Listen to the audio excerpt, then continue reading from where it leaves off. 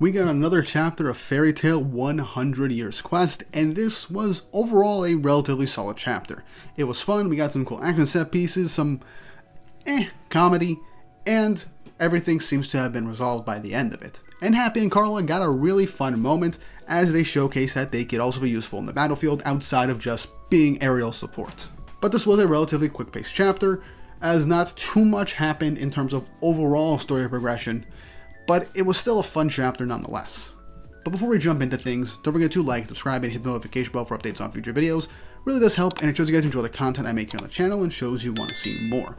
Also, we finally got the full-on confirmation that 100 Years Quest is coming out July 7th, on the date 7/7, so that is a very big deal for Fairy Tail fans. As we all know, that is a very vital date within the story of Fairy Tail itself. Whether that's on purpose or not, I don't care. That is a very good sign in my opinion, and that means we might get a trailer at some point, either this week or next week. And we're officially a little over a month away before the anime finally returns, so expect some more 100 Years Quest type content outside of my usual chapter reviews while the anime is airing. I can't promise you if I'll do videos on the anime episodes. I don't think I'll have the time, but I'll see what I'll do. Anyway, on with the chapter. Chapter 160 of 100 Years Quest, titled Cats or Wizards 2, as the cover image is just Carla and Happy in cowboy outfits. Cute image. But we start where last week left off, with Gray facing off against an illusion of Hein from Dead Rock. Honestly, legitimately, this is just Mashima just flexing that he has all these different IPs at this point.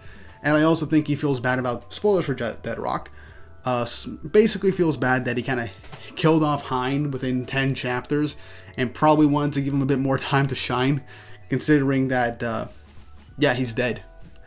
But yeah, Hein stares off against Gray as he's wondering who he is and why he has dog ears. Hein states that he's a wolf, a Sirius, but all Gray can think of is Sirius Island and how that doesn't really make much sense. But he then notices that the town is gone and wonders where everyone else is. Hein states he has no idea, but then draws his sword to try and slice up Gray. After sheathing his sword, an ice wound begins to appear on Gray's clothing, as he wonders what's going on. But before he can fully react, Hein begins to do an attack, Sirius style Camellia, as he begins to do a multitude of slash attacks on Gray.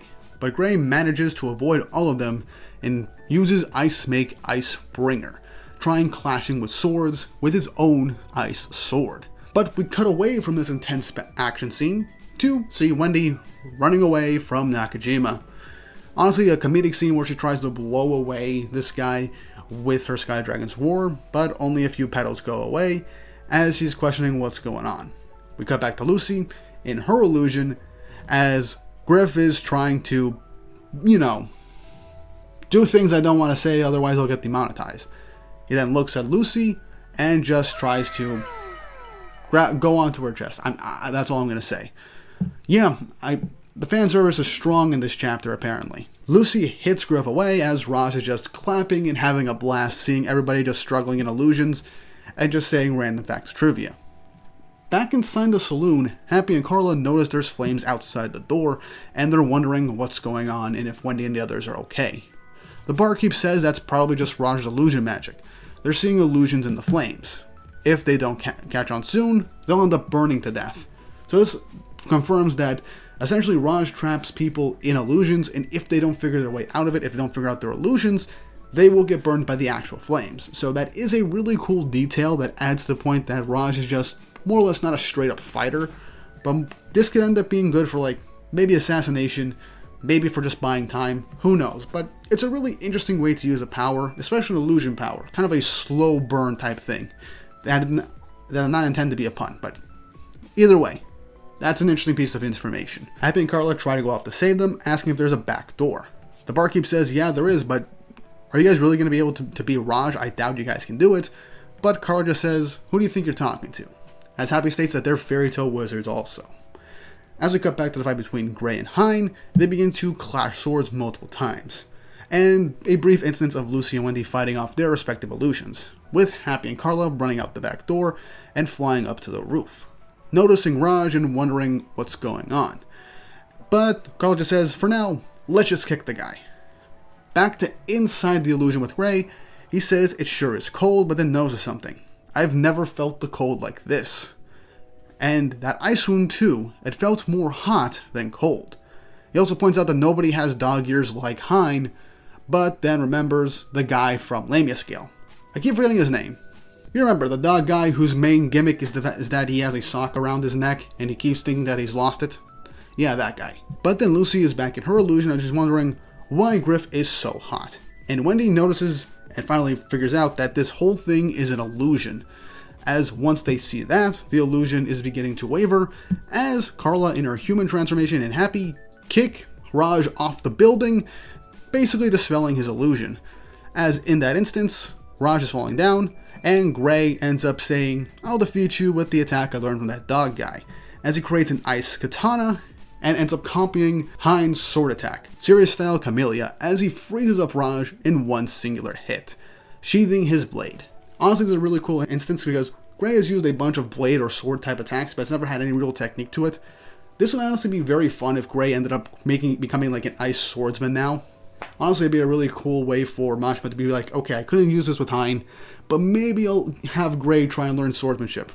I doubt that'll be the case. Erza's the swordsman of the group, but it'd be nice to just add, even with this, one new thing to Gray's arsenal, but watch us only be used once and Gray not use this type of attack ever again.